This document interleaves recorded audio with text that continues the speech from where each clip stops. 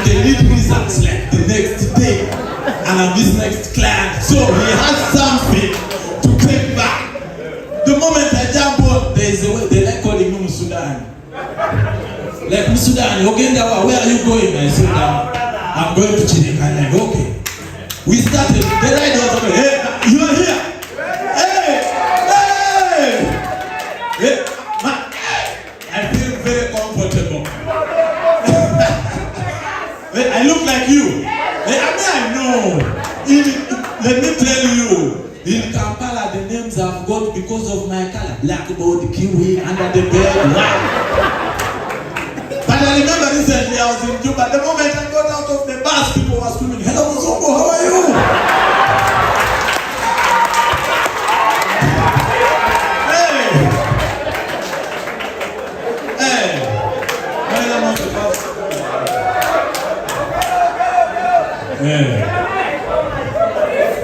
So I jump on the border who they need results the next day, and I'm his client.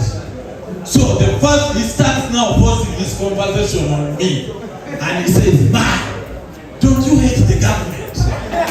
Me, I hate the government with my heart, with my liver, with my everything. Then he turns to me and says, "What about you?" I kept quiet. Thank you. The conversation kept on going on. After a while, he realized I'm not responding to his questions. He had to twist it a little bit. He said, man, me, I love Bobby Wine. I love Bobby Wine. In fact, I'm wearing 2 red boxers. Can I give you one? I said, let me keep quiet. We continue. We continue. The ride was nice. Then we reached, there is a place there that always has jams, Piamoto. Now, there is a prime minister coming with the convoy. He looks at me and says, wasn't I telling you? These guys are bogus. Hey, looked at the convoy, then shouted, Kumanago! Then he turned at me and said, you also tell them, Kumanago.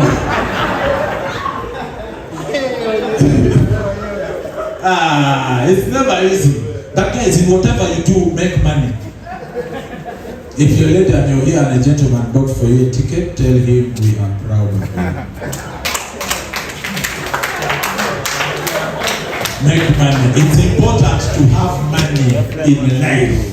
As a man, yes, it's very good to have money. Me, I almost died in a space of 10 minutes because of, not because of poverty, but because of the effects of poverty. Because with the poverty, I'm used. You know, in school, in your schools, you know, those students used to say I'm from a humble background. And it's not a humble that because they are disciplined, they are poor. They are just sugarcoating it. So, my friend invites me and says, okay, I want to cook for you chicken. First of all, rich people, you show off. Rich people take chicken. You eat chicken any day. Monday, Tuesday, Wednesday, it's not a public holiday, you eating chicken. Why? Why? And when they are eating chicken, they don't have a particular order. You can start with the chicken, then you eat the matoke, then you eat the bonkal. Then poor people, chicken is a sign of achievement, education, like you made it in life. So you don't eat chicken anyhow. And we have a sequence. You start with bonkal, you eat the rice, you eat the posho, you eat the soup, then you eat the chicken last. So my friend says, okay, I want to cook for you chicken. I said, what time? He said 2 p.m. I was there at 8 a.m. He said, okay, you're too early. I said, I have to study the perimeter. You know when they invite you. Now, they cook for me chicken. Everything is going on well. I eat matoke, I eat rice, I eat bonkal. As I'm going to eat my chicken, every rich family has that one child who is bad mannered.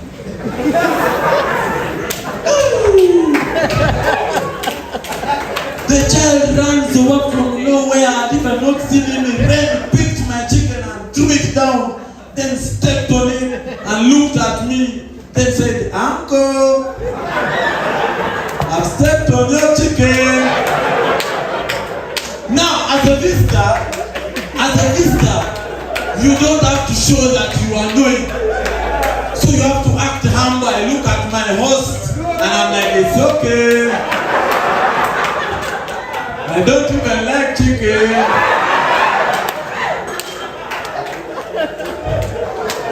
Now, that is phase one. I lose chicken, I ended up eating soup. Thank you. Guys, if you're bringing money, hurry so that we continue with the performance. So, that is phase one. The kid runs away. And I'm like, "It's okay, I've not eaten chicken, it's fine. Next time better." The child this time comes back in phase two with more anger. Comes with a kitchen knife, a sharp one. Looks at me and says, "Uncle, I'll pierce you. But as a Luo, there are things you see and you don't keep quiet. You don't see a weapon and you don't see a knife, you don't see a panga, a spear and you keep quiet. I've seen a knife. I look at the child and I tell him, "Wewe." And the mother's like, "Don't tell him Wewe is going to cry. Let him pierce you. Wamama will pierce you.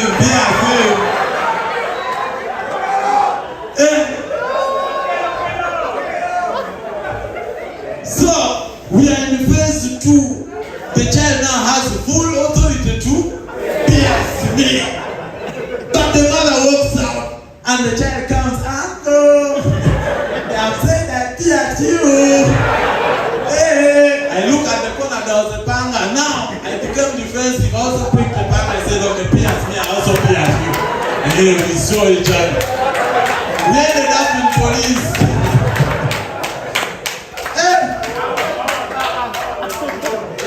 It's very good to have money. That is why I stopped attending wedding meetings of Ugandans. It is like, like how you go for a meeting and they start chairman's bag. You know that bag? The most dangerous bag in the world. My friend, where do you come from? Germany. Go and tell people in Germany that there is something called a chairman's bag. Hey!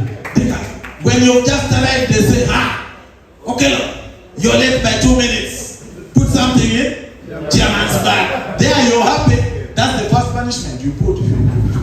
Now you see your hobby who you last saw like 10 years ago. You say, "Hey, Tim, how are you?" Like, Okello, you are talking when the chairman is talking. Put something in chairman's bag. You put, then you go away. Now they will collect from everyone and they have no more excuse to collect. And everybody starts looking suspicious. Then the chairman says, "Okello, why are you breathing?" Put something in the chairman's bag.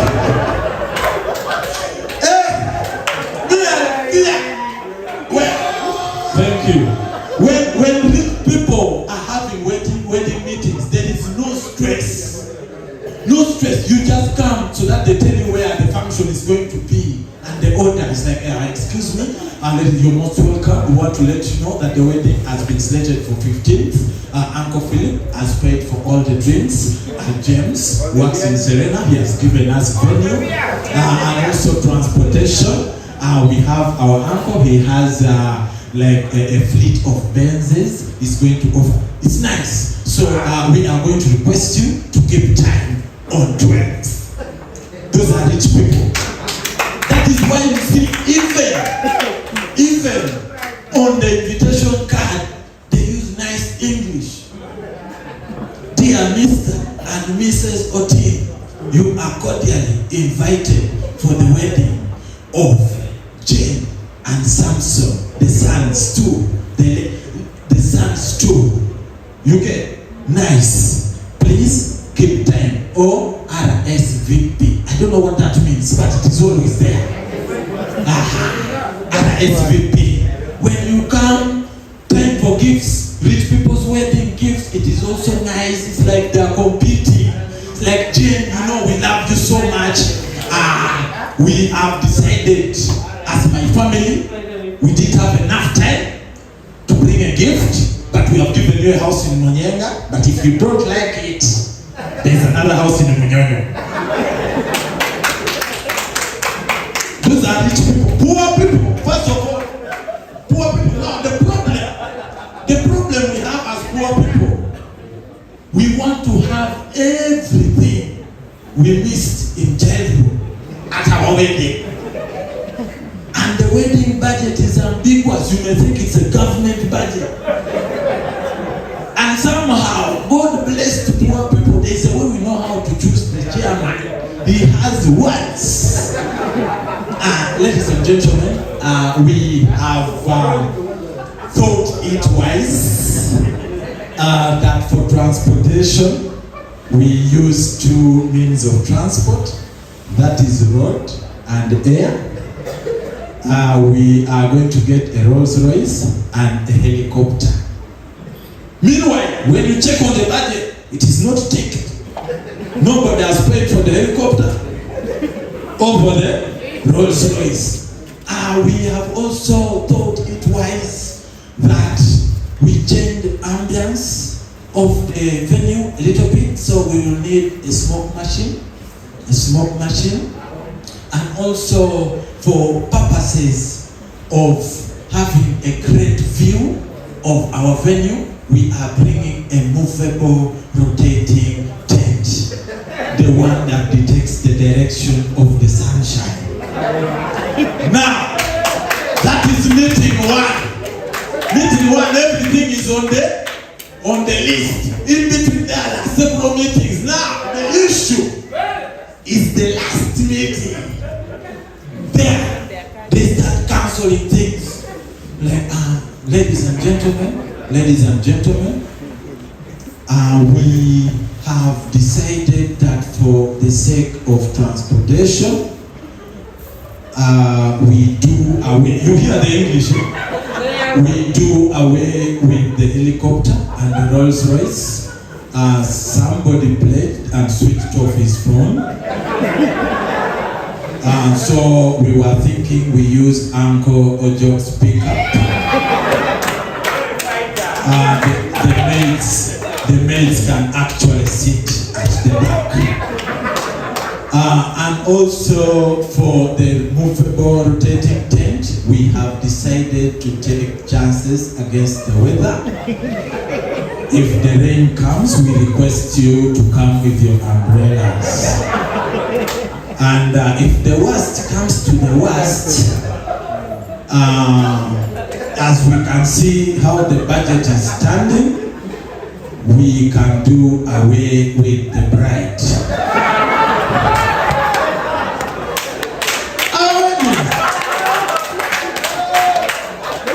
It's never easy. It's never easy. But you know, I have one of my uncles, a very funny guy. Have you guys realized that there is a very thin line between religion and witchcraft? Have you realized that? Very. My uncle, Dida Moses, is a Christian, but he's an extreme Christian. He told us that, you know, I want to, when the rapture happens, Jesus Christ should find me in the form I was born. And that is why I sleep naked. So he sleeps naked all the time. We kept telling him, Uncle Moses, you may get problems. He said, nothing can happen. He kept sleeping naked. Now, meanwhile, it is during the war. And anytime, we are from northern Uganda, we know. Those days, when somebody said to talk, we would fast, run. Then you ask the next day, why were we running? So it is during that time of Otutom that this man sleeps naked, confidently. So one night, rebels attacked. We jumped, one person screamed, Otutom, now! Uncle Moses Odida was naked, totally in PDF. You know that form. Naked. Then somebody shouts Otutom, he just jumps out of the window, he takes off. And the rebels used to move in two phases. There is phase one, Orek, the spies. Then the actual rebels. So when they said Otutom, for him he ran in front. where the red one? And he realizes they have captured him. He looks at the rebels, they look at him. He comes back very fast, falls into the second trap. He can't go. The only option he has is a mango tree in the compound. So he climbs to hide in the night, you know, he climbs to hide in the night. The rebels come, there are bad days in every office. The rebels check, they check. There is nothing, there is no food. One of the rebels said, we are hungry, what can we do? One said, why can't we just eat the mangoes? And Moses is, so, and you know that season when mangoes are about to end, the season for mangoes are about to end. So the man is up there and it is night time. So which means he has to be on the tree. One person has to be up and one person directing. So before every mango which dropped down, the guy up would hold a mango. Then people down would ask, is that one right? Then they say, yes, it's right. They throw it down. He moved, is that one right? They said, yes, it is right. They throw it down. He kept moving up. They said, is that one right? They said, no, it is right. They threw it down. Now, he held some 2 unusual mangoes. And they asked, is that one right? Uncle Moses kept quiet. And in a low tone, he said, no, this one is not right.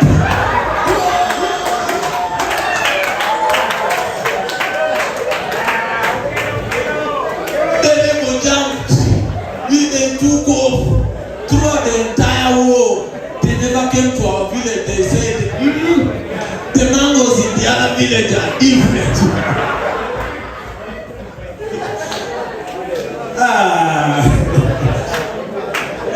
Never.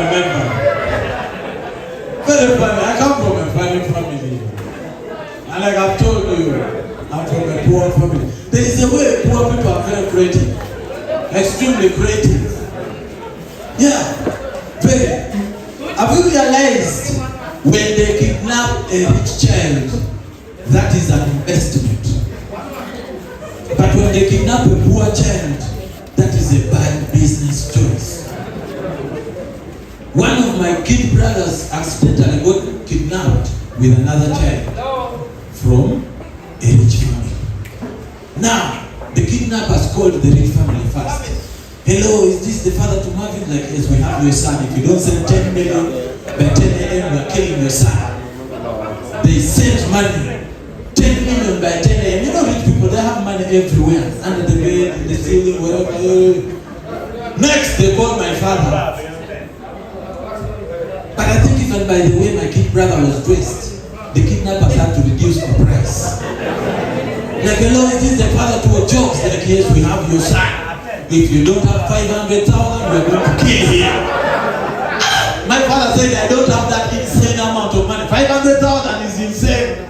They started saying, we are going to kill your son. They threatened him, if you don't send that money, we'll kill him, we'll torture him. My father's like, but is my son eating? Like, yes. You mean he's eating lunch, breakfast, and supper? You're like, yes. Come and kidnap us also, we are starving here. They came and took the whole family. All of us. Poverty is bad. I've done every job. I've done every kind of job. My friend from Germany, how are you?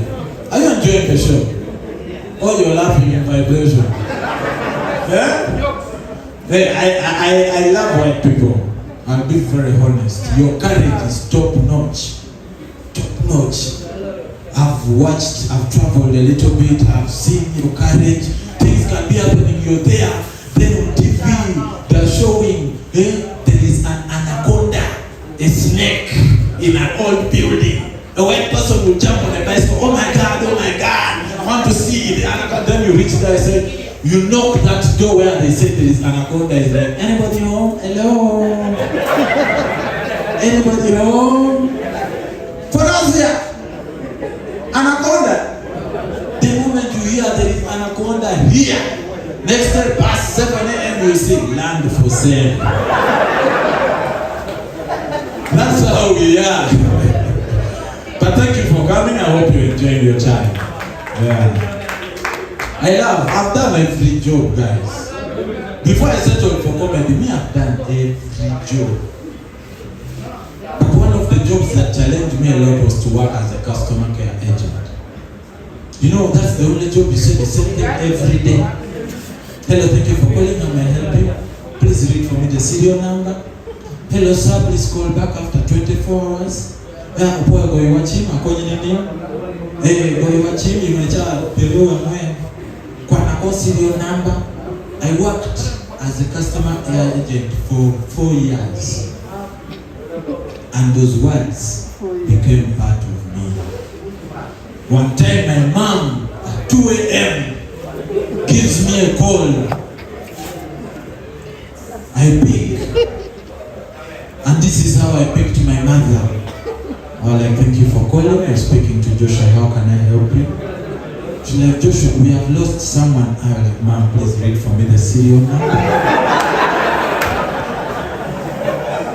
Like that is it. But the beauty is, Uganda is a blessed country, the tribes and everything. You learn how to handle. Thank you so much. My friends from Sudan, you're like me. Hey, I'm not big. Hey, I actually started from South Sudan. And I used to think I'm very dark. One day the teacher walks to class, we were making noise, he said, you black man, stand up. Now me, because Ugandans are meant to believe that I'm black, I stood up. The teacher gave me a slap. Wah! I slapped you for Isaac. Next time I said, black man, stand up. Brown people like you remain seated.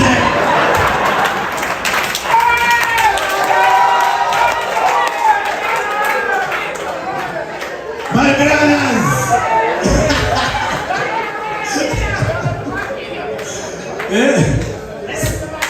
So, I was telling you, customer care, you learn how to deal with the different tribes. And no offense, the best tribe to deal with are people from Central. The Baganda. I think as our Lord's products. Yeah. Baganda, even if you don't have fellow, thank you for calling. I'm like, I said, go, I want to borrow your time. No, you cannot borrow your time because you don't meet the terms and conditions. Like, Bambi, help me, even if it's 200 shillings. We have lost someone. Like, no, you can't borrow. To leave. Like, they leave. I'll call next time. Next. When a Luo calls customer care, you can resign the next day. Our energy is up there.